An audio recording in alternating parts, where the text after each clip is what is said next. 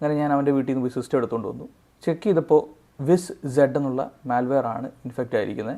അപ്പോൾ എന്താണ് സംഗതി എന്ന് വെച്ചാൽ വിസി എന്നുള്ള മാൽവെയർ ഈ പറയേണ്ട DJVU, അത് ദേജാവു എന്ന് വേണമെങ്കിൽ പറയാം, ആ ഒരു ഫാമിലിയിൽ പെട്ടതാണ്. അതായത് വിസി എന്നുള്ള റാൻസം വെയർ നമ്മുടെ സിസ്റ്റത്തിൽ, അതായത് നമ്മുടെ സിസ്റ്റത്തിൽ കടന്നു കൂടിക്കഴിഞ്ഞാൽ നമ്മുടെ യൂസ് ചെയ്യേണ്ട ഫയലുകൾ, നമ്മുടെ പേഴ്സണൽ ഫയൽസ് ആണെങ്കിലും ശരി, എന്ത് ഫയൽ കിട്ടിയാലും അത് എൻക്രിപ്റ്റ് ചെയ്ത് വെക്കും. അതായത് നമുക്കിപ്പോൾ ഒരു ഫോർമാറ്റ് ഉണ്ടെന്ന് വെച്ചോ, ഇപ്പോൾ ഒരു വീഡിയോ ആണ് MP4, ഒരു പടമാണ് JPG, ഇത് അതിൻ്റെ ബാക്കിയായിട്ട് ഒരു .viz എന്നൊരു എക്സ്റ്റൻഷൻ അങ്ങ് ആഡ് ചെയ്യും എക്സ്ട്രാ ആയിട്ട്.